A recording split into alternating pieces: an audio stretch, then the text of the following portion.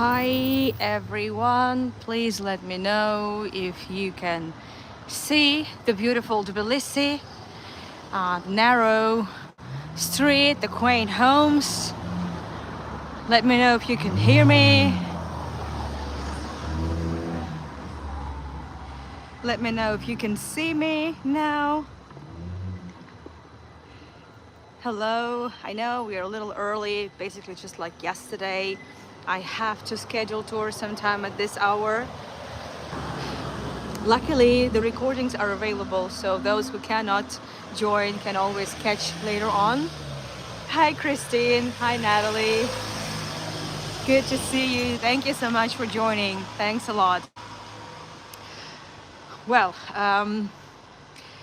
technically, we'll wait for a couple more minutes maybe, but in a nutshell, this tour is, well, it's a Hanukkah themed Jewish heritage tour of Tbilisi, but it's not only Tbilisi that I talk about, it's in general the history of the Jewish community in Georgia, and that's also about the diversity of Tbilisi itself and the tolerance and how different the life of the Jews in Georgia was. Even though it was part of the Russian Empire, life here for Jews was a lot easier. And well, it wasn't a bed of roses, but there were no restrictions. There were no pales of settlement and well, things like that. And this is incredible. This is something absolutely extraordinary. So let's wait for more of us to join. Let's just hang around here for a little longer, and I will get down to the tour. In the meantime, I am walking down one of these narrow roads, narrow streets of Tbilisi, and I see a little bit, well, I can just spy a little bit since the gate is open. I'm not necessarily invading or intruding. Yeah, so you see the courtyards of the homes. Some of them have been restored, some of them have not been restored yet, but hopefully at some point they will. Hi Ronnie, hello. This is also this is the territory of the old city. Basically, this is the part of the old city, and here you can definitely tell this is the old city. I'm sorry, we have these half dilapidated buildings too. But I love that too. I see the charm in this for sure. But also we see hotels because this happens to be also a touristy area, and this also happens to be the part of the Jewish quarter, the so-called Jewish quarter. I will explain when we begin the tour, like officially. Hi Sharon. Hi dear. Good to see you. So let's just see another courtyard. That's the courtyard of the hotel. It clearly has been restored, but nevertheless they still have this huge Georgian balconies and terraces. That one is clearly my favorite. Well, this is one of those balconies that well, it has glass. They may have not glass. They may just be like open balconies. Technically speaking, you don't really need the glass because the climate-wise, it's definitely okay. And just next to this Georgian balcony, there is the absolutely European-looking building. And there are many buildings like those. And as I said, every building should have a courtyard, and every European-looking building would be looking very, well, would always have a Georgian courtyard with the balconies, with the terraces and everything. But, okay, so let's begin. I think we need to get started. Hi everyone, and this is the Jewish Heritage Tour of Tbilisi in Georgia, Hanukkah theme, because we are coming to the end of Hanukkah, and Hanukkah starts Monday night, so we have just 24, a little more than 24 hours of still eating sufganiyat, which is the donut, and latkes, this deep fried pancakes kind of thing, without remorse. We're gonna remorse anyway afterwards, but well, still now we are in the festive mood and the festive mode. But so this is the tour for general audience. All my tours, they are for general audience. So I know I have a lot of Jewish friends and a lot of Jews watching us, but I also have audience from all over, of different backgrounds, of different walks of life, and different religions. And my tour is not it's not about religion. It's not it's just to spread the word, to educate, to share the information and have fun, right? And that's what we're going to do today. So please bear with me, my Jewish friends, if I say like things that you know since, I don't know, you were two. But well, it's just, I would say, more friendly and more inclusive for everyone. So where am I? I am in the so-called Jewish Quarter. And how do I know that this is the Jewish Quarter? Well, normally every Jewish home should have a mezuzah, right?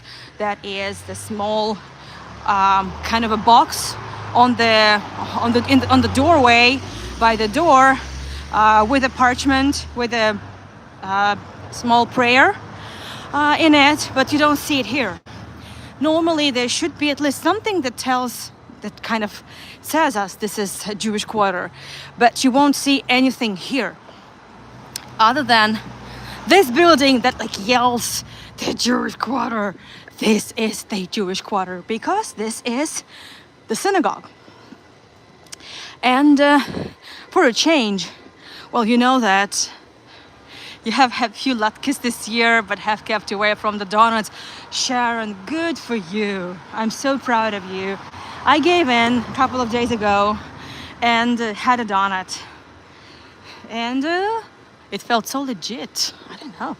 So I felt okay, totally okay with it. So this is the synagogue building. As you know, about a year ago, I think like early spring, I did a tour about the Jewish heritage of Tbilisi, but we did it differently. I always try to add new stuff to my tours because otherwise I get bored. And so for tonight, I have decided to start from the back of the synagogue and finish the tour by the front.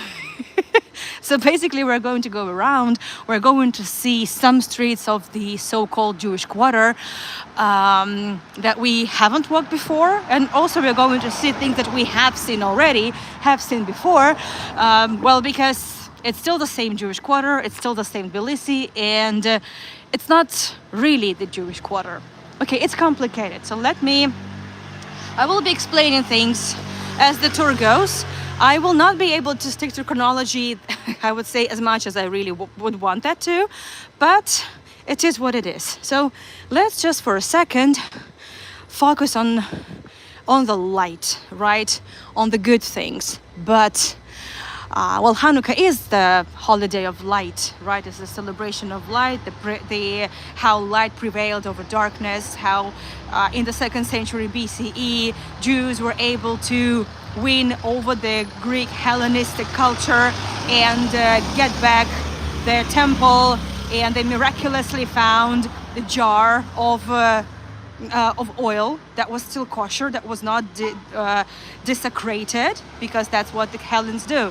They desecrated the temple, they destroyed everything, they destroyed the jars with the kosher olive oil for the menorah, which is a lamp basically, and there was one jar left that survived, and it was supposed to last for 1 day, but it lasted for 8 days. So that's the story.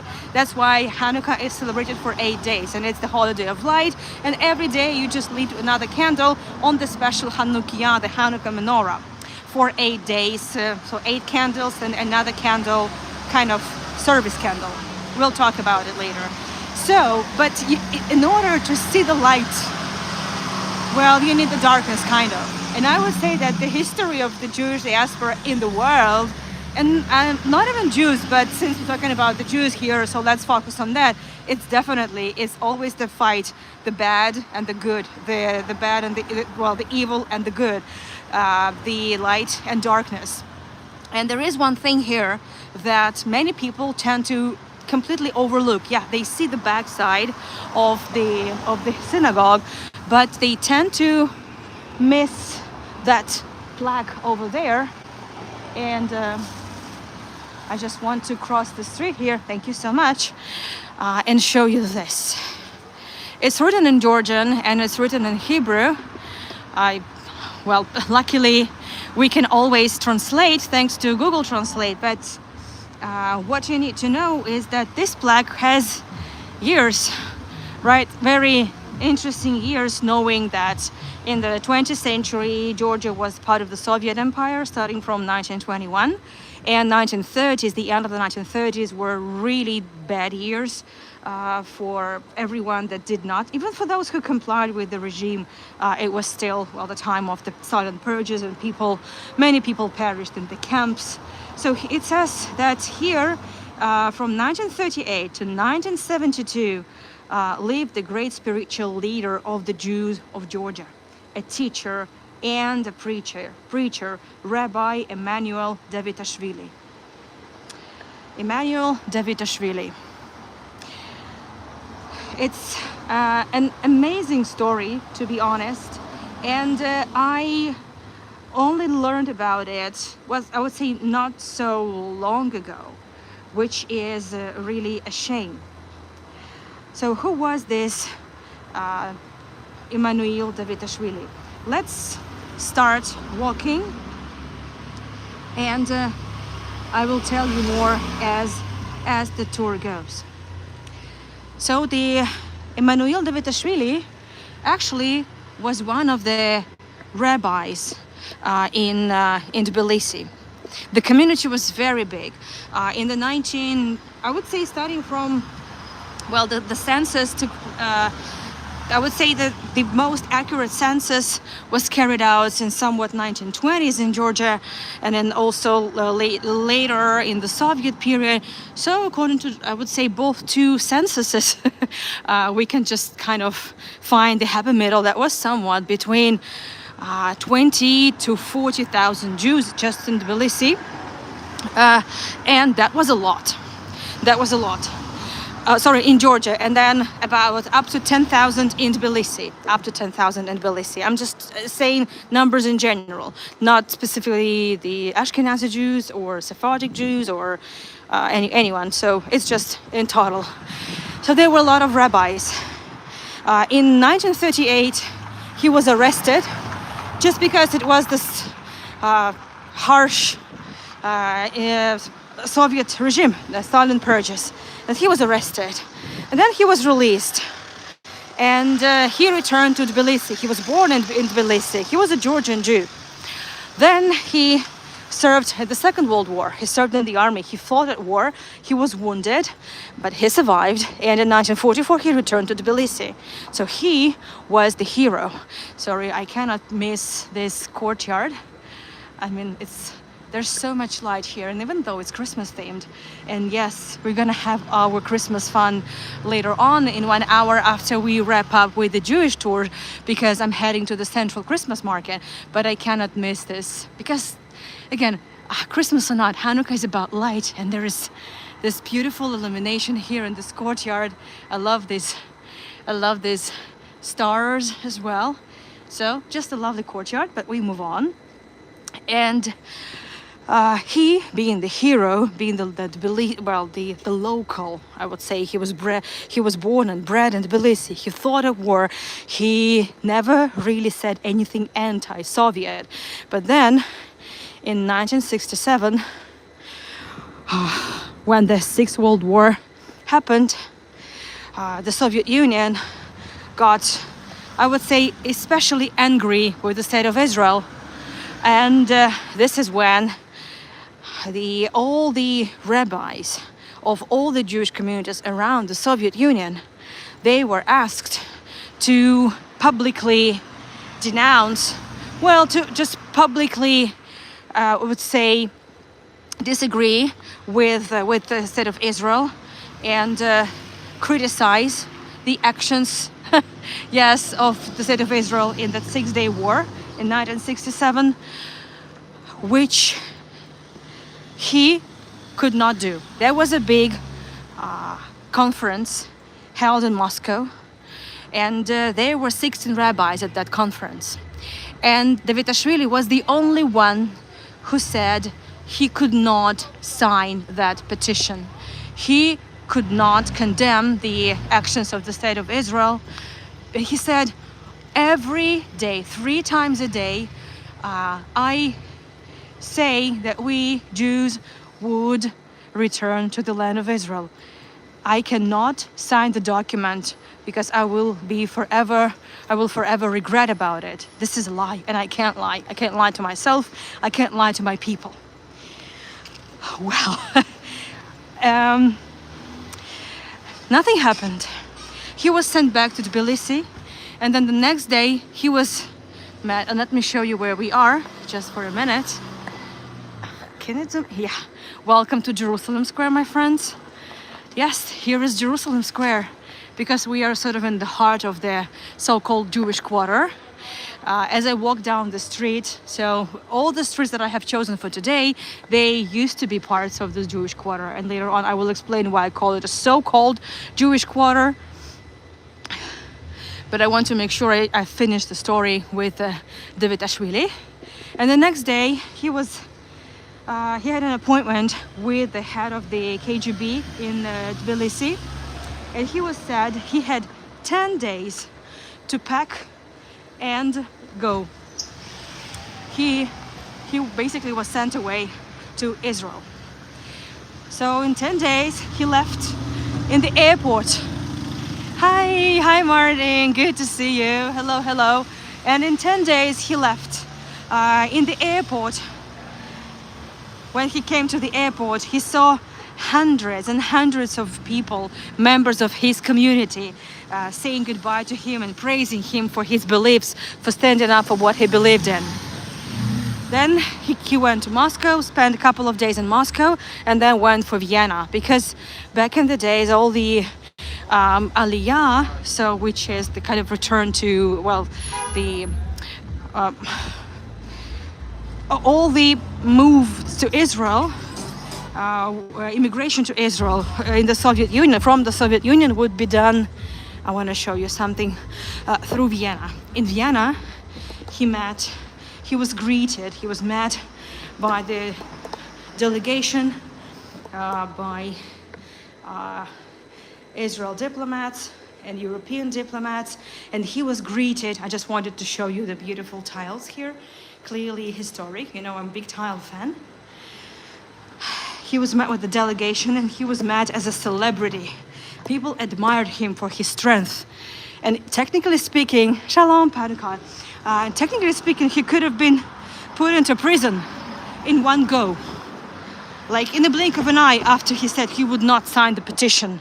He would not publicly condemn the state of Israel for its actions in the 6-day war.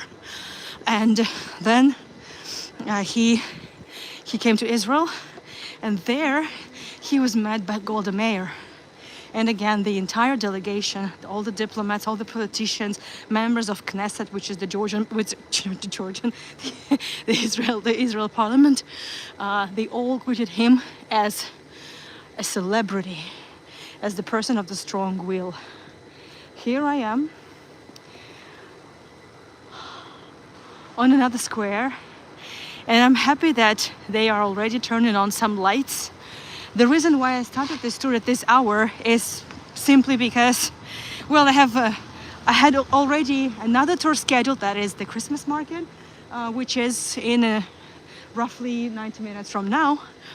And I also understood, just to be able to take you down some of the streets of the Jewish quarter, it has to be still kind of daytime, or still just not really completely dark, because there's not enough light on some of the streets. But I think it's the perfect timing also because we get to see more lights, and Hanukkah is all about the lights.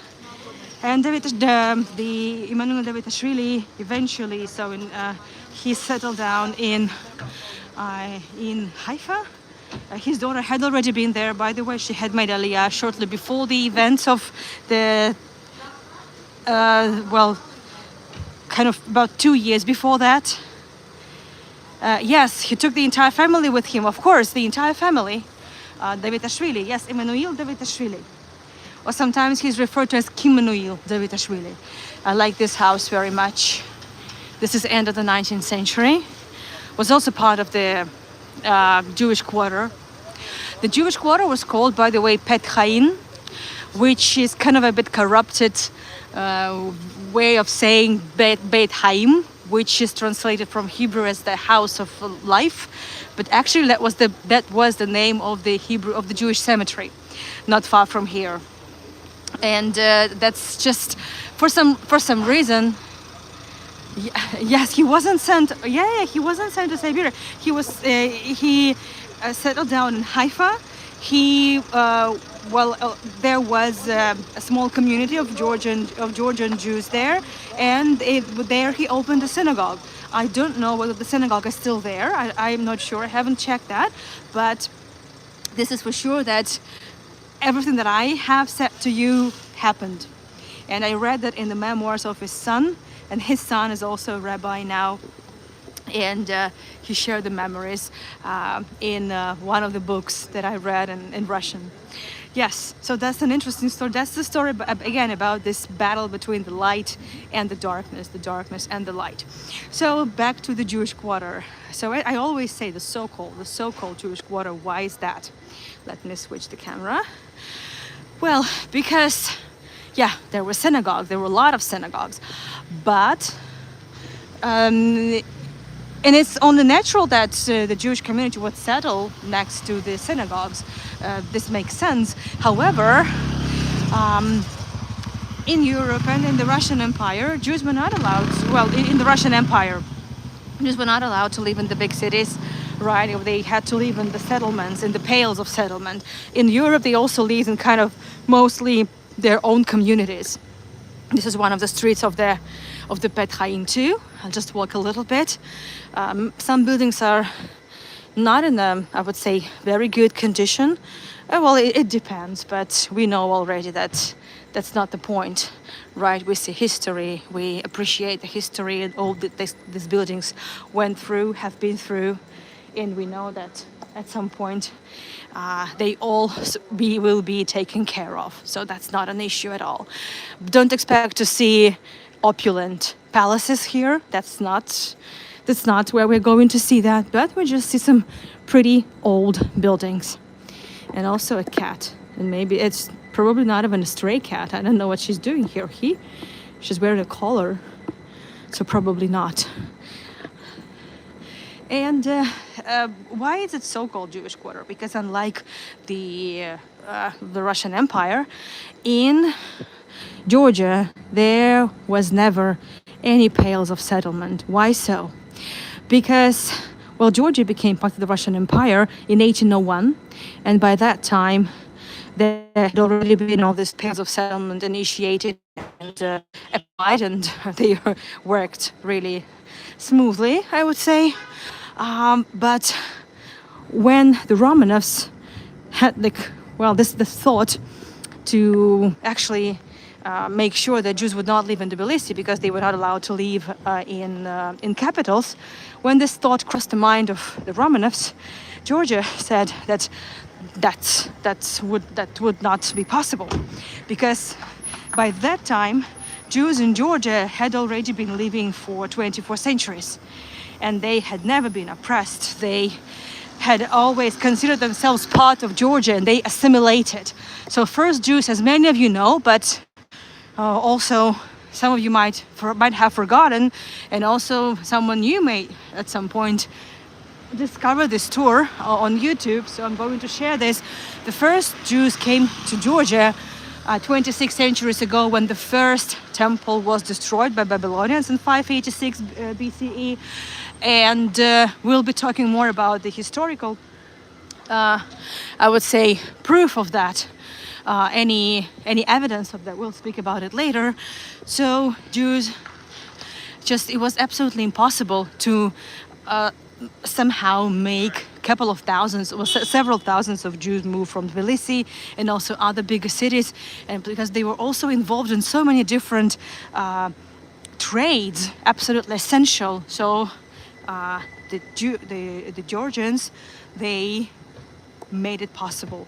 They talked the Romanovs out of initiating this pale of settlement in Georgia. So that's why in mid-19th century, a lot of Jews from the Russian Empire, and those were the Ashkenazi Jews, the European Jews, they came to Georgia. We'll speak about it later. So now finally, let me talk about this house. This house has another plaque over there. It's in Georgian, but I'll show it to you again. And I've spoken about this person before, David Ba'azov. In this house lived David Ba'azov from 1945 to 1947. Also, there is the Star of David there. This is, well, immediately lets you know that this is the house related somehow to the Jewish community. And yes, now I'm taking another street of this so-called Jewish quarter. Well, it's just so-called Jewish quarter because, yes, the predominant population here was Jewish, but also a lot of Georgians lived here. And Jews were involved in all the same trade that others, Armenians, Georgians, Azerbaijani, Russians, that clearly made no difference. I mean, they didn't really make any difference from it. There were no distinction whatsoever. And Georgians consider themselves big part. Jews consider themselves big part of the Georgian of Georgian life, and they also fought at wars. They protected. They defended Georgia alongside with all the other Georgians, and they even spoke the interesting language that kind of still exists. It's called Ebraili. It's a dialect of Hebrew, well, of Georgian language, but it's based on still the Georgian language. So that's why it's the dialect of the Georgian language, not the Hebrew, sorry. There are a lot of words, a lot of interesting idioms that came to Georgian language that still remain up until nowadays. Interesting combination. Well, for example, what still has survived from this Ebraili language is the word Shabbat. So Saturday they call Shabbati. There are many other words. It's just sometimes I hear Georgian speak, and I can hear a couple of words from Hebrew every now and then, so it's quite interesting. So who was this David Ba'azov? David Ba'azov, he wasn't born in Tbilisi. He only came to Tbilisi in the end of his life. He passed away in this house that I showed you. Very unassuming one, in a pretty bad condition, but it is what it is. And I want to show you his portrait. I wish I had more time to talk about everything. I'll be sharing with you the highlights. So, David Ba'azov, that's him. So not in Georgian, in Hebrew. And I also have another photo so you could see his name in English with English captions. Just give me a second to find it. There you go. That's him with his family. So David Ba'azov was the representative of this Georgian Jews, exactly. And who were these Georgian Jews? Well, they were the descendants of those Jews that had come, let's say, before the Common Era. And they are kind of different from the Sephardic Jews coming from Spain.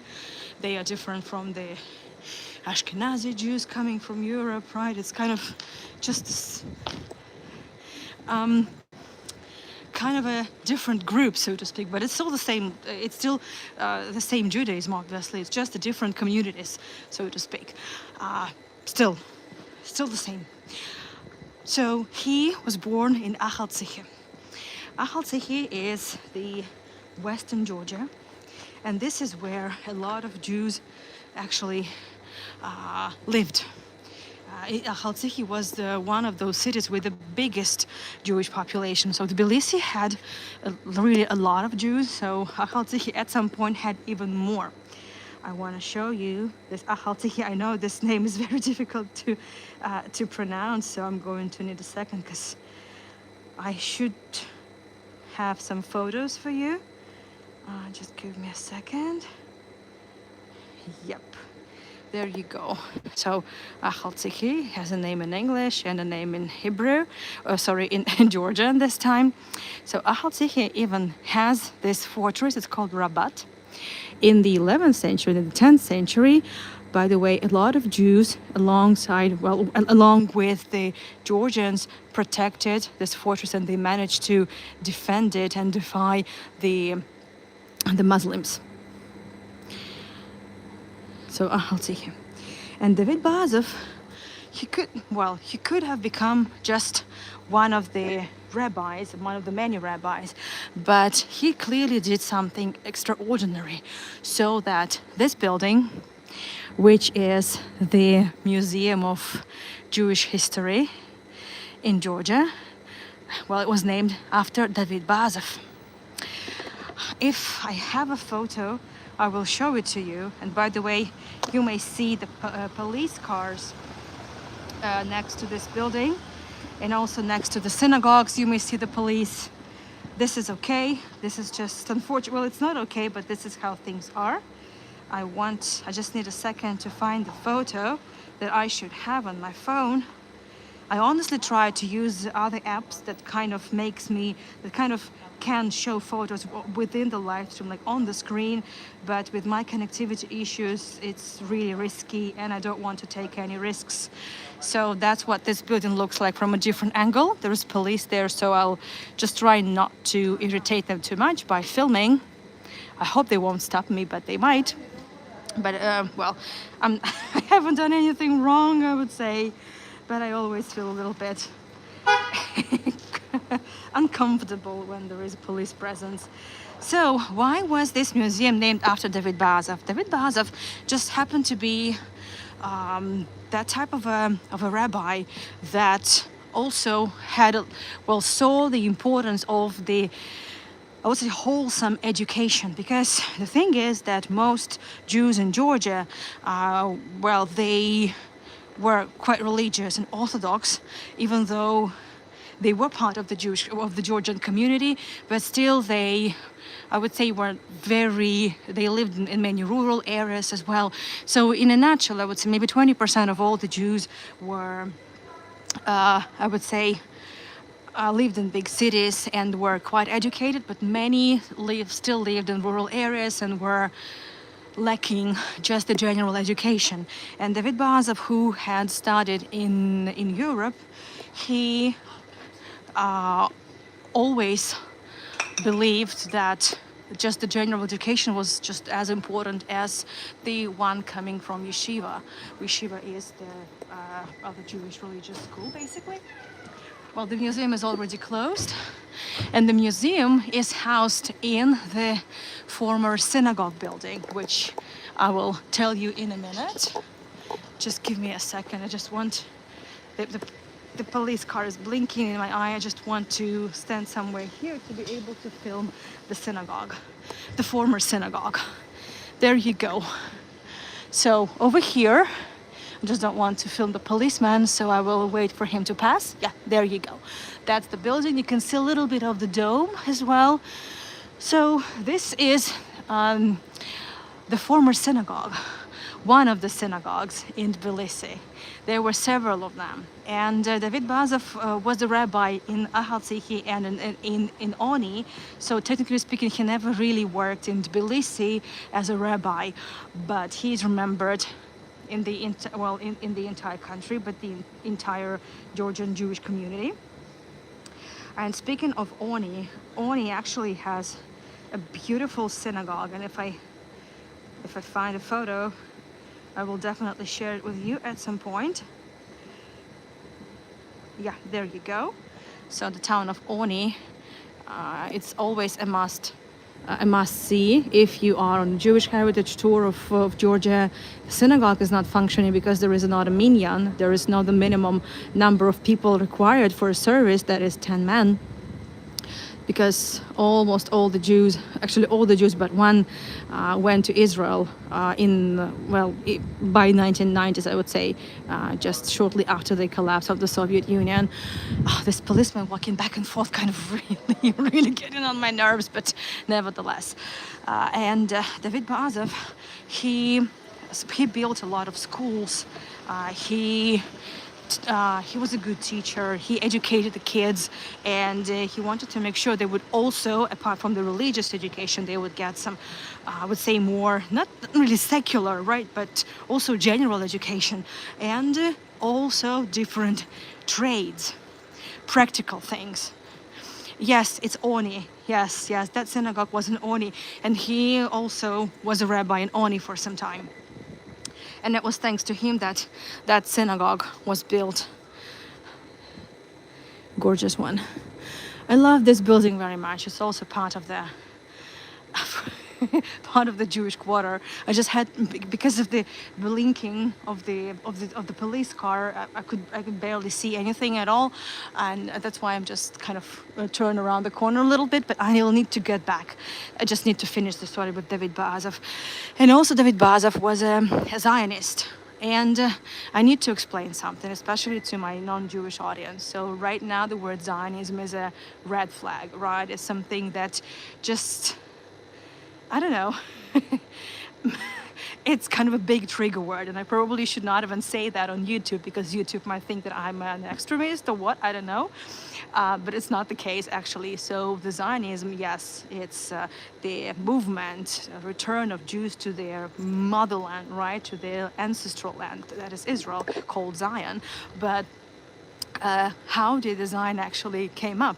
Well, yeah, obviously there was always this very religious, very orthodox mindset that just in general, all Jews should return, and Zionism started like a long time ago. But the way we understand Zionism nowadays is exactly because of the pogroms that started in Europe in the end of the 19th century, when Jews no longer felt safe home, which was Poland, Germany, Ukraine, Litva,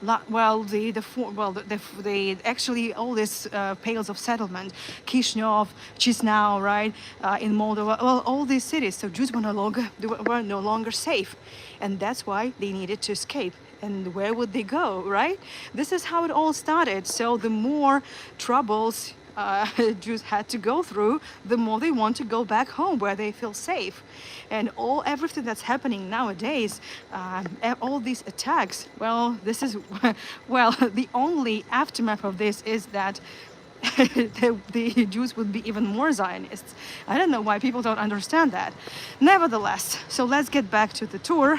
And yeah, sorry for that lyrical digression. So this is, as I said, it's the former building of the synagogue. And the amazing thing is there is another building over here, and this also happened to be a synagogue, believe it or not. Why so many synagogues, such big buildings, next to each other? Why? Well, first of all, because, as I said, originally in early 19th century, we know of at least a couple of thousand of Jews. By the end of the 19th century, early 20th century, there were already somewhat, well, let's say, again, numbers differ from 10,000 to 15,000. It's kind of somewhere in the middle, but those were also very different Jewish communities. So the Jews that had already been living in Georgia before that for many centuries, they considered themselves Georgian Jews. But the Jews that came after the Russian Empire invaded, that escaped, that tried to escape all the restrictions, and they didn't want to stay in the pales of settlement, they came, and those were mostly Ashkenazi Jews. And the two communities didn't necessarily, I would say, get along too well. So that's why they would go to different synagogues. And there were also another group of Jews that used to visit this synagogue. We used to go to this synagogue. It's called a soldiers' synagogue. Those were the... Just a second. You know what I have just realized? That the sound, my microphone is not really attached to my phone, but it looks like you can hear me well. Can you? just let me know if you can, and if it's okay, I can go on like this. But soon we are going to find ourselves in quite a noisy street, so I may need to turn my mic actually. But I'm going back. Okay, that's nice. Well, because these are very narrow streets. Oh my goodness, it's just really too much blinking. But it's good that they're here. However, there haven't been any incidents at all with regards to security and everything, but the police the police car has been always next to the synagogue ever since the 7th of October. This was the mandatory requirement from the government of Georgia, not from the Jews. They didn't ask for it, but from the government of Georgia. Hello. Such a gorgeous dog. Wow. Yeah, so, hi Cindy, hi dear. You see, it's already getting darker and kind of there's not so much lights here. So I'm so happy that we still get to see a little bit of the old city and a little bit of the Jewish quarter. Another street. So the two synagogues. Is this all? Oh no, there are several more synagogues. Who would have thought? So and we're going to see two more, actually kind of three, but only two of them are functioning. So that's the plan. And also we can talk a little bit more of all these things related to the Jewish community. Well, this is clearly one of the houses of the Bet Hain. And we are now about to enter quite a noisy street, one of the central ones in this area. When I said that the two communities, the Ashkenazi Jews, the Georgian Jews, they didn't exactly get along, that was mostly because of the, I would say, financial issues and the financial interests. Simply because there had already been, like, everything, all the businesses had already been, all the, I would say, fields had already been occupied, and there was also a very strong Armenian presence, and Armenians definitely had the leadership in trade. They kind of monopolized a lot of different trades in here in Tbilisi. So a lot of Ashkenazi Jews actually went to Akhaltsikhi, went to the east and to the western Georgia, because there were less Armenians, because the Armenians wanted to be as far as possible from the Ottomans, which we understand why, obviously. Again, geopolitics enters the room. What can I say? Enters the chat. Geopolitics. Dear geopolitics, please don't. But yes, what can I say? A little bit of the city, and if it gets too quiet, if not so many cars for some reason, I was getting ready for a lot more noise. So if it gets too loud and you can't hear me, just let me know, and I will turn on the headset that I have. So, in this street, actually called the Armenian Bazaar, it was kind of the central artery, and it's still the center, I would say, of trade. We have a lot of eateries, we have a lot of shops and hotels, and also in this very central street. Thank you, Natalie. Thank you so much. In this very central street, there are several more synagogues. So unlike St. Petersburg, where the synagogue was built in the outskirts of the downtown, here all the synagogues were actually in the downtown. And I want to show you one.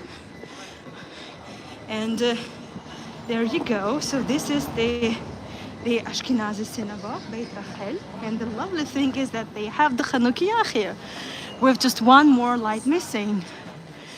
Beit Rachel, there you go. I don't want to film people, but at least I can film from here, and hopefully I won't lose the connection. There you go. So this, let me show you the photo. I should have one on my phone. So this building, according to the information that I have been able to find, originally belonged to the hold on, let me just find the photo for you. Yes, there you go. To another Jewish community, like Karaim community from Persia, but that was a long time ago. So we know of the Persian presence, we know of the I would say, Persian influence on on Georgian history. So this is the photo taken from the 1980s, 1990s. This building had been rebuilt. Well, you see, it looks a little bit different now, and well, starting from somewhat 19th century, the Persian Karayims kind of vanished, and this synagogue was given to the growing Ashkenazi community, so Beit Rachel. And let me speak a bit more about the Hanukkah over there. So over here, have a look. So as I said, the general menorah, like regular one, would have 7 branches because of the 7 days a week. But the Hanukkah celebrates the 8th day of miracle, and there should be 9 candles because one of them, the kind of should stand out. The best way would be for it to be kind of higher than all the other candles, is simply because it's kind of a shamash. It's the servant. It's a service, and so this candle, the light one, the one that stands out, it's basically the one that lights all the other candles, and it serves them. And over there, you see, there's one now about to be turned on because of the last day of Hanukkah. How timely, isn't it? You see? So it feels so special to actually witness the lighting of the Hanukkah and another candle being lit. So the last one, you see, we are very on time. Very good. So as you know, according to the Jewish calendar, the day begins in the sunset. And all the holidays begins with the sunset. You know, Shabbat begins with the sunset on Friday, and it finishes with the sunset on Saturday plus 1 more hour. That's kind of how it goes here. So I believe it's just a lovely thing to see, to witness. So thank you so much, Beit Rachel, for that. The only thing is I might need a selfie here. I just want to make sure I don't film people. So it's just me and the Hanukkah over there. Oh, it looks cool. Mitzian is my friend's time today. That's quite unusual. Well, the other day we were disconnected like at least 3 or 4 times. So am I back? Let me know. Back, yes. Yes, you lost me. You lost me. I lost myself for a little bit. So we've just seen this lovely miracle of light. We've seen the last candle being lit, and this is lovely. So we don't have very much time. We have about 15 minutes to go, which is still, we can talk about a lot of things here. And I would like to focus on something else here. So as I said, because in Eastern Georgia, they were mostly, I would say, Armenian businesses. There's a lot of those European Jews coming from the Russian Empire after Georgia became part of the empire, this empire. Most of them would prefer to go where there was still some fields that were not completely monopolized by Armenians and also the Georgian Jews. So that's what they decided to do. So they went to Western Georgia. So that's why such towns as Oni and Ahaltsi here, they had a building over here. It might be a little bit too noisy here, so keep me posted. And if yes, I'll just switch on the microphone. But I want you to see this. It's already a little bit too dark, but I hope you can see the Star of David there as well. Let me know if you can. Well, it's a little bit blurry, a little bit dark, but you can see, right? Like I can. So this building used to be another synagogue of another Jewish community from Tzchin Valley. Tzchin Valley is also the town in the South Ossetia, which is the region in the southwest of Georgia. But this is another geopolitical issue here, and some more geopolitics. What can I say? So the issue is that South Ossetia is kind of a self-proclaimed state that is recognized by Russia and a couple more states, but not recognized by Georgia and not recognized by most of the states of the world. So we don't really We don't really know what's going on there with regards to the Jewish community and stuff. But here in Tbilisi, since it was the capital and still the commercial center of the entire country, I actually like the lamp over there. Let's spy a little bit. So it used to be a synagogue, but not anymore. And there is very little information about this particular synagogue and the Tzkin Valley Jews. So, but that was the Tzkin Valley Jewish synagogue. So far, we have spoken about. So we have seen. Let's start from the. So the David Ba'azov Museum, the Soldiers Synagogue, then the Beit Rachel, then the Tzkin Valley Synagogue, and there is just one more synagogue left that I would like to talk about. That is the main synagogue, the Achal Tzicha synagogue. So again, as I said, the Achal Tzicha Jewish community was definitely one of the biggest and the strongest and the financially, I would say, the richest.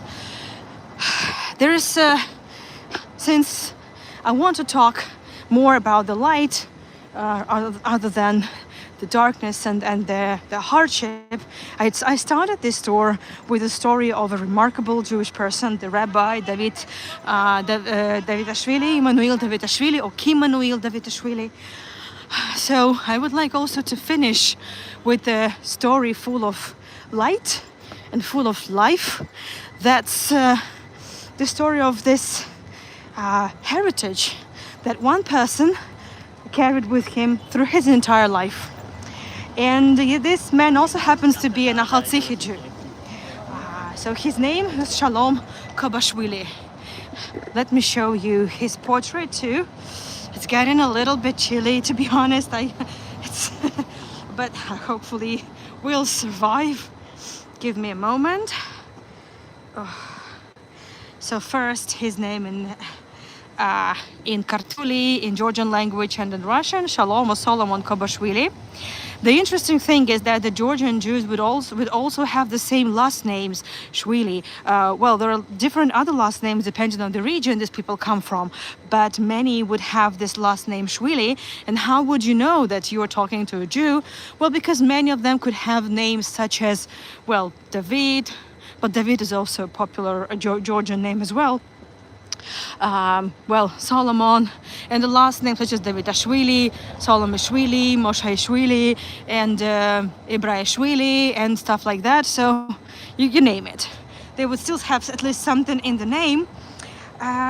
So I spoke about Shalom Kabashvili on my previous tours, but I still would like to just focus on that story of him, of his life. That's the way you would write his name in English. There you go, Shalom Kabashvili. So Shalom Kabashvili,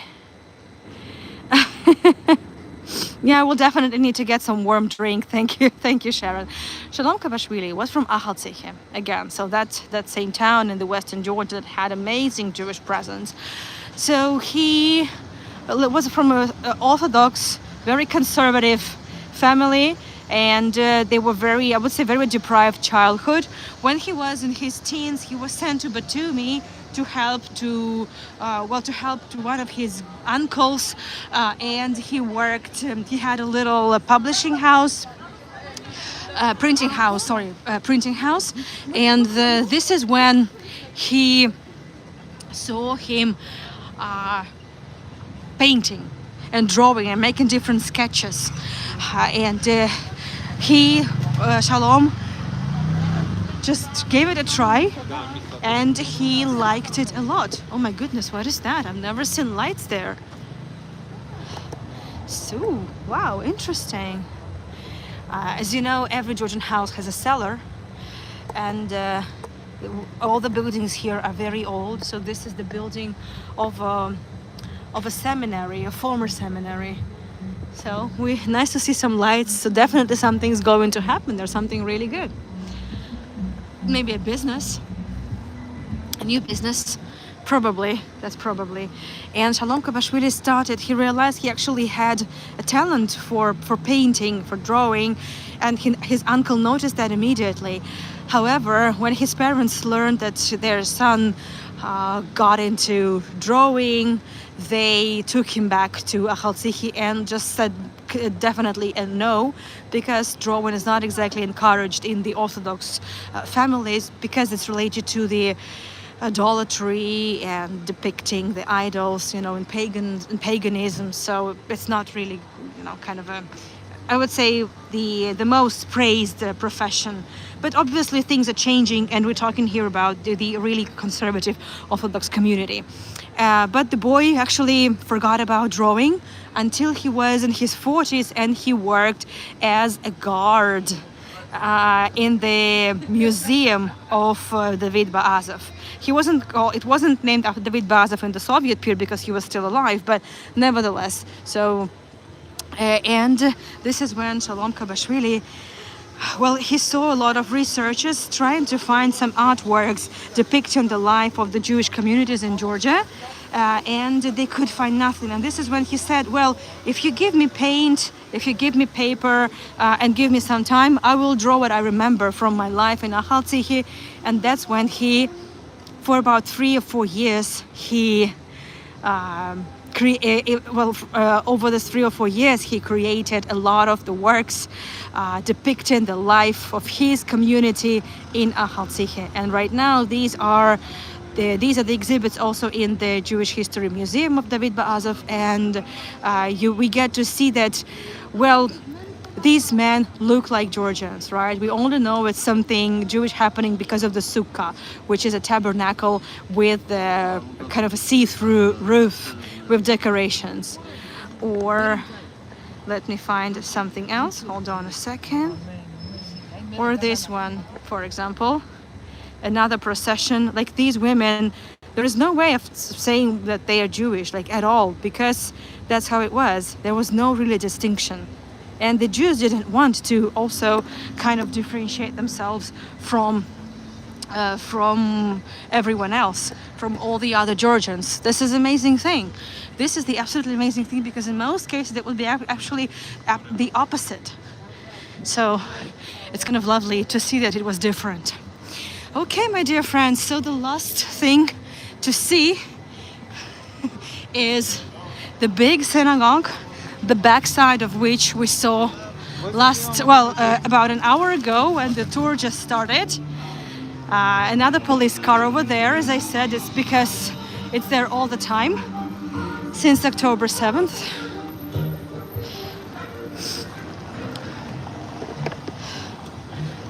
Let me cross somehow, if I can. Thank you. Good. No, I will probably go from that side. Give me a second. So here we are. This is this Ahal Tzihi synagogue. So now it all makes sense to us why the Ahal Tzihi synagogue is this big. And this is now considered the main synagogue of Tbilisi. It was built in early 1900s. Unfortunately, this Hanukkah was only lit once.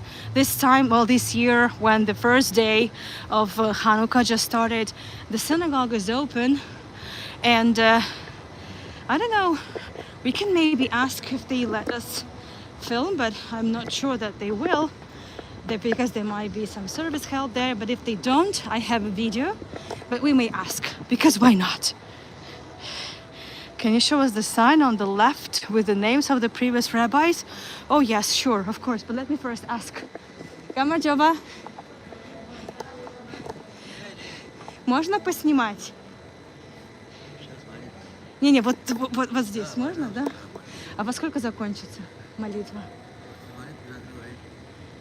А во сколько заканчивается молитва? Через полчаса. Ясно, хорошо, тогда не буду, спасибо.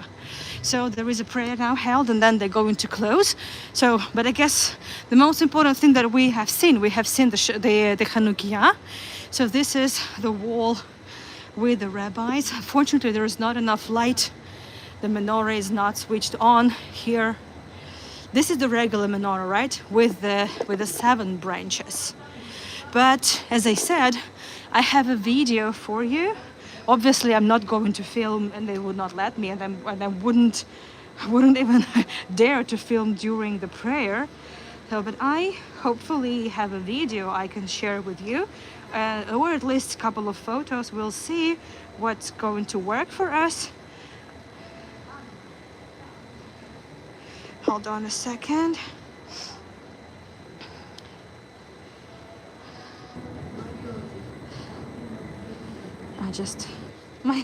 I can barely feel my fingers.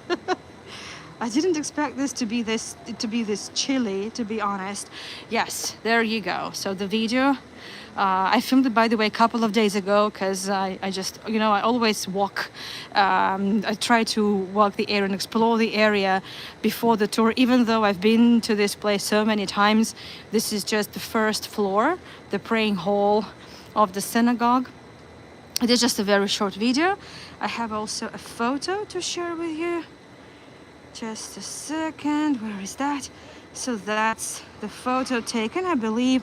So what you see here is the bima, that is an elevation in the center of the prayer, of the prayer hall. And over there is the Aron Kodesh, kind of the altar in the synagogue, where the Torah scrolls are kept behind this black piece of big black curtain. It's called parochet. So the synagogue, as you see, has been restored recently, and it's in a very good condition. So is there anything in particular you wanted to see, Sharon? Because unfortunately it's so dark in there, and that there's very little to see, and I can't come close, I can't step here. So, but you can see all these people. Look at how many rabbis we see. Incredible. Absolutely incredible. Yes.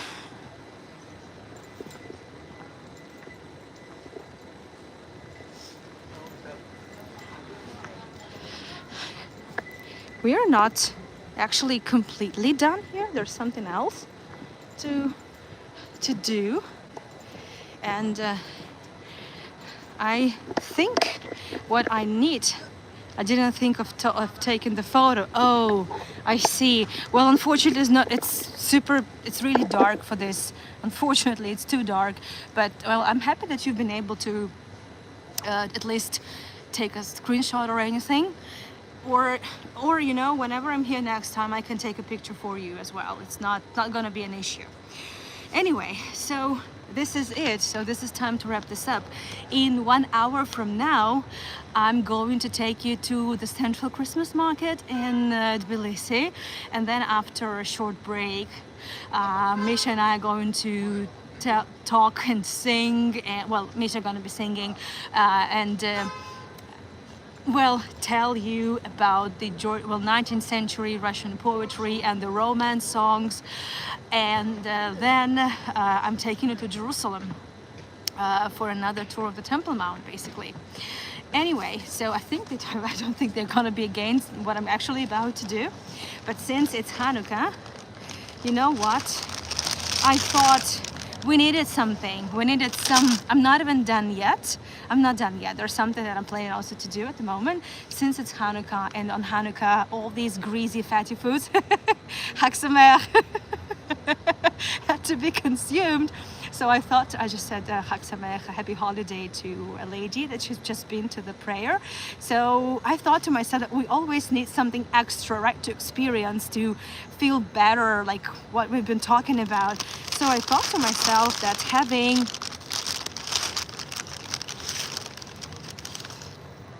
a donut would be a good idea. It's messy, but it's super delicious. It's super sweet because it's the Dubai chocolate donut. I know it's kind of really weird because it's kind of a Dubai chocolate, but it's my favorite kind of a donut. Oh no, I wasn't supposed to say that because I don't have a favorite donut. No, but anyway, I'm crazy about all things pistachio. So I thought it actually would be a very good idea to have at least a bite with you. And that's what I'm going to do. So I'm going to taste this Dubai chocolate donut. And again, I'd like to wish to all my Jewish friends and all the Jewish people, as much light as possible, because it's all about the light anyway. Okay. And miraculously, we have more lights. The moment I bit my my donut, We have more lights, you see? So how enlightening actually donuts can be, literally.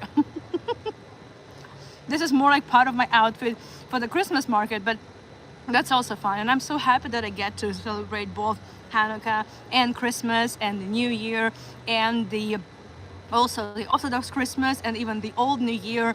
And I'm partying the entire month. So why not? Just another bite.